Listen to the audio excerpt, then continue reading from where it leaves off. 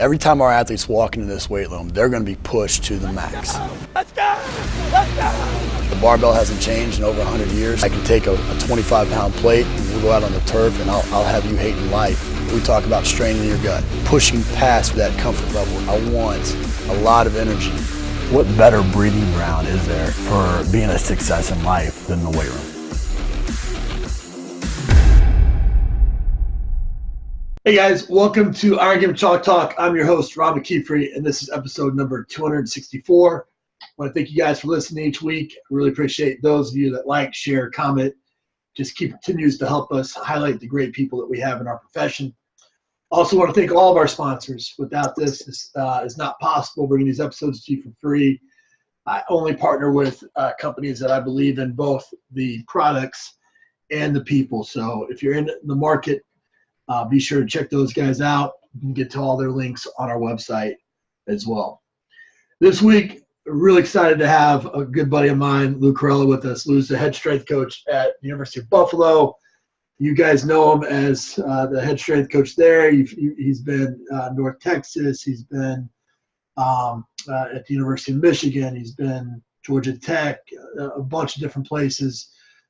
I know him as the wiry sophomore, junior kid that came and did an internship with us, that was playing college ball, that would do all the training and the workouts with our players, but then turn around and work like a madman in the weight room as well. So, man, it's an honor to have you on the show, brother.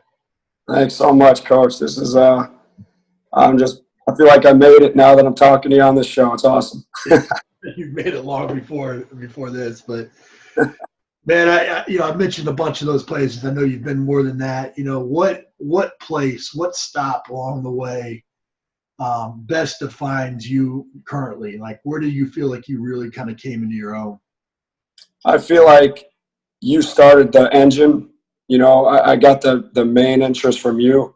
How organized it was, how everything was to a T, thought out and well planned.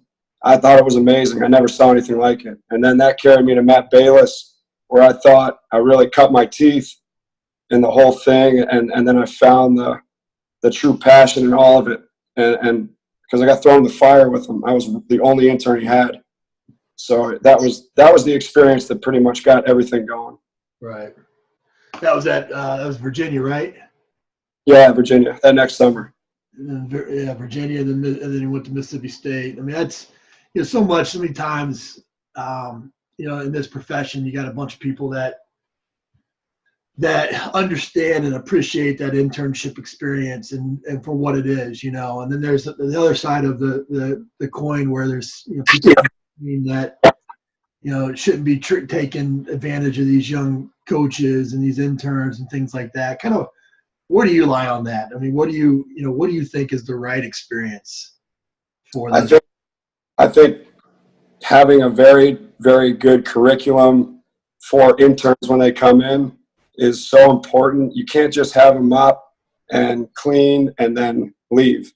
I'm always telling the interns to take notes and then share their notes with me at the end of the day, and then ask the questions on their notes.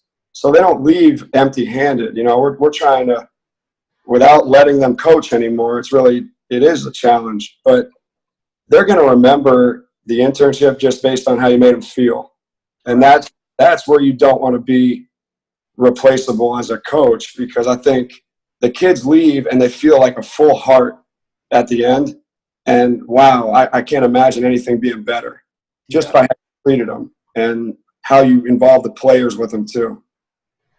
Yeah, I couldn't agree with you more. I think it's so important to, if you're going to take on the responsibility of mentoring young coaches, then you need to own that and you need to fully invest in it. That means providing that type of curriculum. That means being there for their questions. But more importantly, I think you would attest to this, is being there for the entire career, for me, it's always been, I tell people, the interns in the very first meeting that, you don't just have me for this 6 months or 3 months, whatever it is. You got me in your corner for the rest of your career. And hopefully that pays dividends down the road, And I think, if you're a coach that's listening to this and you invest in your people and you try to help them better their situations throughout their entire career, then you can fully justify not paying them for a 3-month internship. It's part of the. Yeah, absolutely. You don't become a head strength coach, and you were relatively young when you got your opportunity too, without making some mistakes along the way. What's one of the biggest mistakes you've made and how you learned from it? I think my first and biggest mistake as a head strength coach. See, as an assistant, I spent years taking notes. I spent years dreaming of how it would be and what I'd want to do and how I'd want to do it. And when it happened, I did everything I wanted to do. But sometimes you had a handful of kids that didn't really appreciate that. And just because you feel like it should be the best thing in the world doesn't mean the 105 guys will all feel that way. And I kind of took that personal. So that affected my mood at times with the lift group that did nothing wrong. And my family going home at night, I would be in a bad mood. So I think I learned a lot that year. I could not ask for a better year of just learning, because I don't think I matured until I was put in the same position twice. Yeah. And that's really how I acted different, and I knew I was growing. Yeah, I tell people all the time that that you don't really understand the job until you sit in the big chair, and the culture and the mentorship and dealing with all the issues. And I mean, the easy part is writing the workout. That's what everybody thinks is the hard part. The easy part is writing the workout. The hard part is getting everybody to buy into it and go to war for you. And it's such an important piece. And you and I kind of bond over that. I mean, all through the years, the leadership piece and trying to constantly find unique and creative ways and to motivate your team. I mean, talk a little bit about the importance of developing yourself as a leader, not just a strength coach. I think being under guys like yourself, Matt Bayless, Aaron Wellman, Neil Peduzzi, guys like that, you molded me. And I felt very confident going into that first position where all eyes were on me. So, and this is my third time now in 4 years where I've had to win a room over, and I'm the only new guy on staff. So that's like very uncommon. And if you swing and miss, you miss big. And I think really making sure the kids know that I'm going to spend the first 2 months on the job interviewing all of them just before I ever yell at them or ever do anything to try to push them. It's so important, because I need to know what their biggest obstacle they've been through. I need to know what kind of coach they hate. I need to know what's pushing them now. So there's so many questions I ask the kids before I really get going with them. And I think that's helped a lot. You and I always, anytime we get together, we talk about the different leadership books that we're reading and stuff. But I think you would agree that leadership books are great, and they kind of reinforce, and they kind of, you get a nugget here and a nugget there, but it's, you're not going to learn to be a leader through a book. How would you recommend these young coaches develop themselves as a leader of men or women? And it's one thing, to be the person that says it, and it's another thing to be the one that's leading the charge up the hill and everybody's, right. I think a lot of people mess up when they try to be a message that they're really not themselves. And I think that's where leaders fall off in this field. They try to be the message, but they don't live that life themselves. So I make sure, one of my main goals is to outwork the players I coach. And that's always the way it's been. And I've always, every stop I've made, the kids know I can jump in at any time and do any workout that I give them. And I'm not going to give them a workout that I haven't tried myself. So I think with that, it gives mutual respect. And then every day also, there's just like you got your template for your week. Every day in your template, there has to be a place for a motivational or inspirational message before they leave the room. And I think after time, they know you're not playing around. You really want to help these kids. And it's just intentional effort. That's all it is. It's the extra little bit that adds up a lot. Yeah, I've got that book coming out, and it looks like it's going to be January. That's all about it's the 5 minutes before the workout or the 5 minutes after the workout that you get to talk about how to be a better human, and Yep. it doesn't take much, in terms of doing that. And it doesn't have to be these awe-inspiring kind of metaphorical stories. It could be just, being vulnerable in your own situation and talk about your own life. That's right. Exactly. That's what, athletes will find motivation in that, because, that's ultimately you've walked a path that a lot of these guys are walking, playing a college football player, me being a college football player, and, just providing a little bit of guidance along the way. To me, that's what true leadership is, for sure. Yes. You've got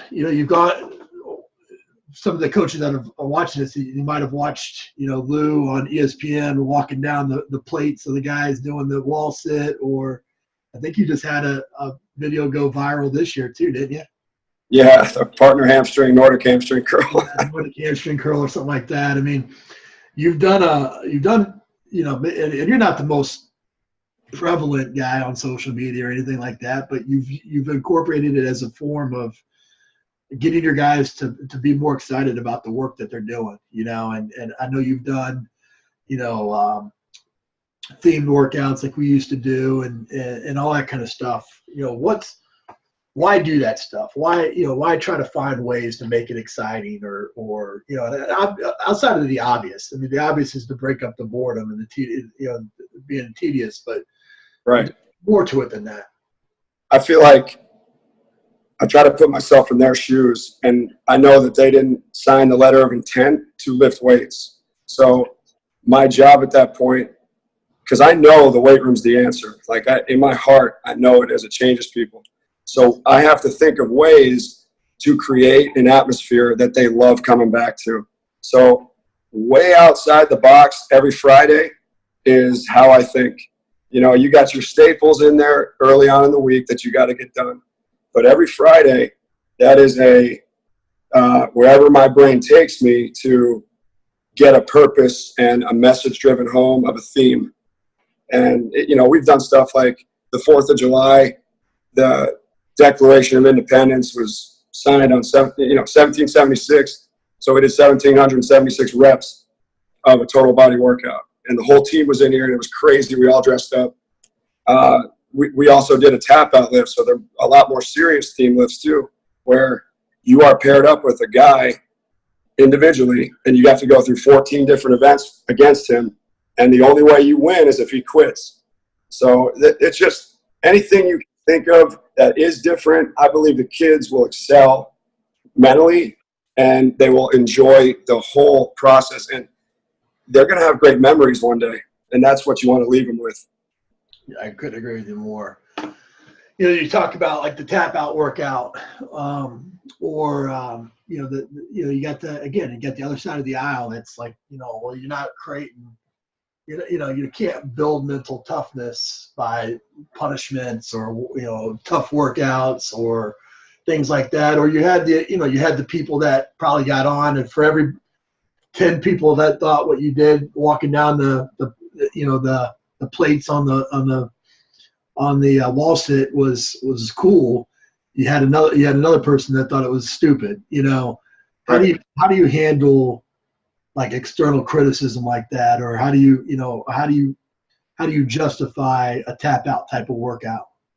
I justify it by personal experience. I feel like every time I've gone through something really hard in my life, it's definitely made me better.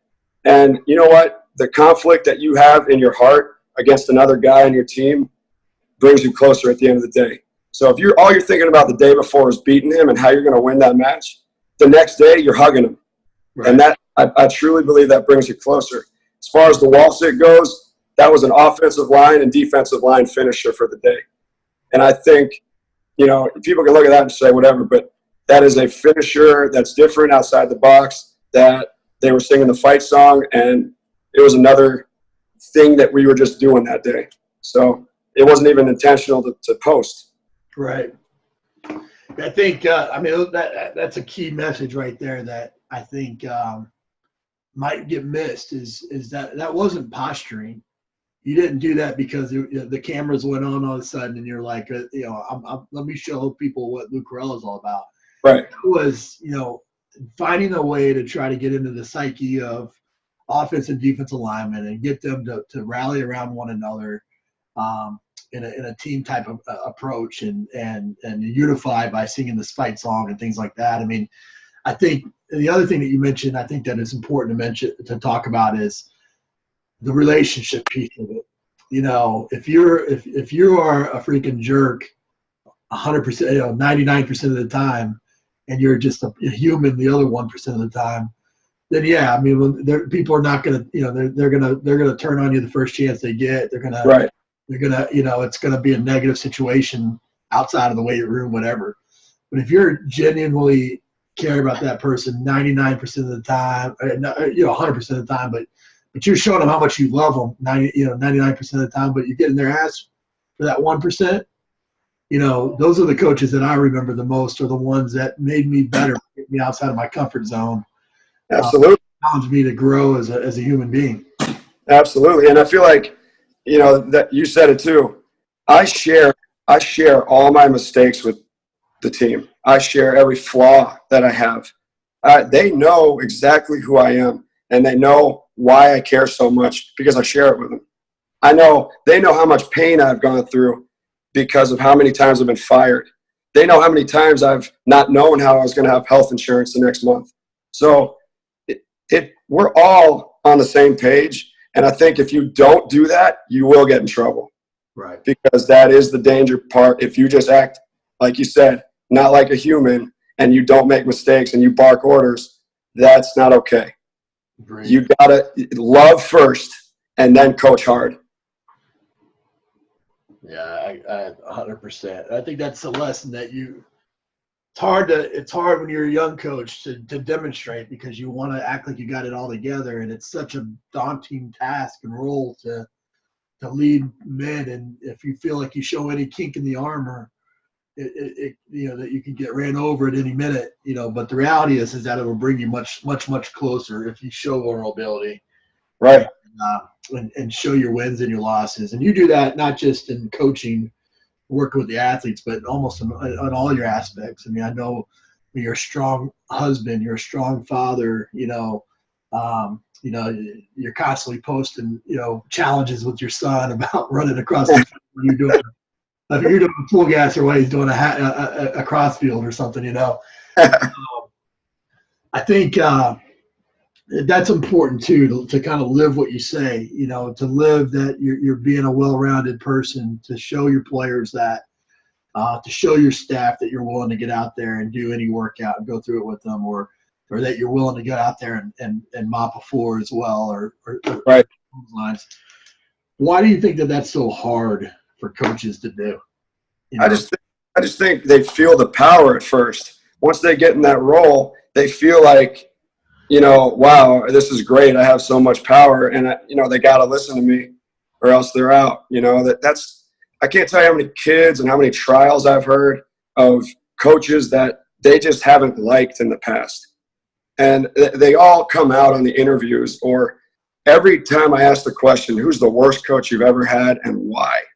It's always someone, but the why is normally always the same. Well, he was lazy, or like he barked orders and we knew he couldn't do it, or he didn't show that he cared about us, or he just liked to punish us if we messed up one time, but we didn't even know why. So all these different reasons sum up into one thing. They didn't really show him much love. And that's where the leaders forget what it's all about. It's not about you. It's never been about you. Right. And once you're a leader, it's less about you than ever. So I think that's where they lose it. That's so right. Especially the higher you go. I mean, you go up you're in that BCS program, you're in that NFL program, and I mean, the bottom line is that you become the worst athlete in the room. you go from being pretty good to all of a sudden you're looking around and I remember freaking chewing. We had this lineman at Tennessee that was 6'8", 340 pounds, 350 pounds, and I'm sitting there and I'm just ripping him a new one, and I'm pointing up at him, and I'm like, this guy's gonna freaking squash me like a bug. But but you're right. I mean, it's a real thing that you got to protect against, is that all of a sudden you got a bunch of people telling you how great you are, the place that you're at, it's great, all those things, and it's one mistake that can cost you everything, Yeah.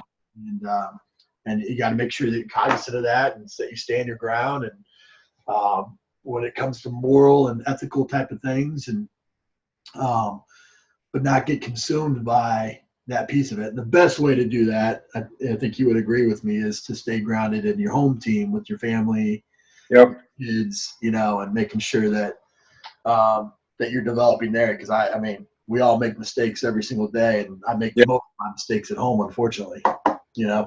Right. Well, man, we end the show with some resources. Give us best piece of coaching advice you ever received. I think believe in yourself, regardless of the outside noise. I just think I've been let go due to wins and losses. I have almost vented to the next job with passion of how much I do still truly believe in what I'm doing. And I'm not going to let the wins and losses make me who I am. It's just going to continue. So, yeah, sure. I've had a lot of jobs real quick, sometimes not by choice, but I will always believe in the purpose of why I'm doing this. Right. Yeah. So, well, it's the old adage, it's not if, it's when in this profession. You're gonna hard in this job. And being prepared for that is important. It's hard, it's hard. Give us a book, app, and website recommendation. My favorite book is In a Pit with a Lion on a Snowy Day by Mark Batterson. Yeah, it's a good one. And I'm also reading his new one, Play the Man. I like that one a lot. As far as website goes, I really think the best one is the one you have, around McKeefery.com. I learned so much from your free podcast that you give out. So nothing groundbreaking there for everyone, but that's what I believe. So, and then an app, I've always thought Coach's Eye is one of the best ones. I just think you can give instant feedback for kids that don't maybe even hear your coaching. You can just show them. So, yeah, I think it's that feedback is so important. So important. Well, man,